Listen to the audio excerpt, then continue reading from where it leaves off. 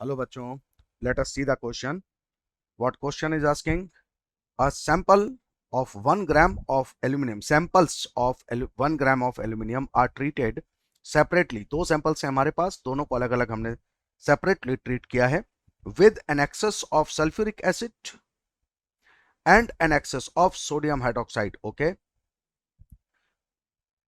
1 gram aluminium के दो sample है हमारे पास, एक को सल्फ्यूरिक एसिड से, दूसरे को सोडियम हाइड्रोक्साइड से रिएक्ट करा रहे हैं. The ratio of the number of moles of the hydrogen gas evolved is. इन दोनों रिएक्शंस का रिजल्ट होगा हाइड्रोजन गैस का इवॉल्व होना. आपसे पूछा जा रहा है कि हाइड्रोजन गैस जो इन दोनों अलग अलग रिएक्शंस में इवॉल्व होंगी उनका रेशियो क्या है. Okay, now we shall proceed. Two reactions are there. एक में एल्यूमिनियम रिएक्ट हो रहा है H2SO4 के साथ, एल्यूमिनियम सल्फेट फॉर्म होगा और हाइड्रोजन गैस रिलीज होगी. Now balance it. Place 3 here, place 2 here. So 3 moles of hydrogen are being liberated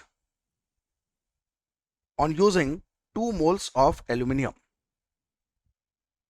So we can say that 1 mole of aluminum generates 3/2 moles of hydrogen, that is 1.5 moles of hydrogen. Okay, this is the moles of hydrogen.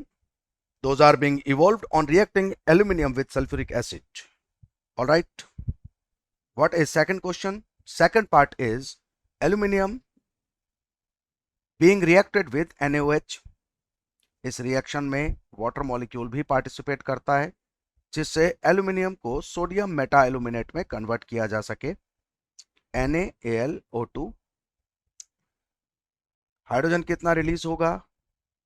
1.5 moles of hydrogen. Okay, now again we are here.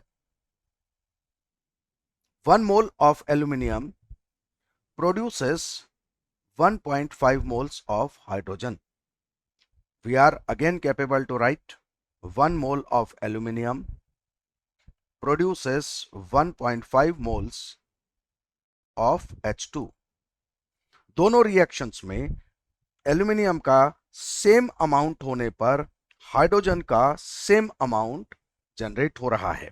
आपसे क्या पूछा जा रहा है? हमसे पूछा जा रहा है कि हाइड्रोजन गैस के नंबर ऑफ मोल्स का रेशियो क्या होगा.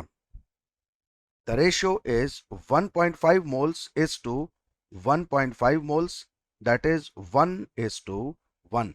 This will be the answer. So which one is correct option? Option A is correct. I hope you understood. Best of luck.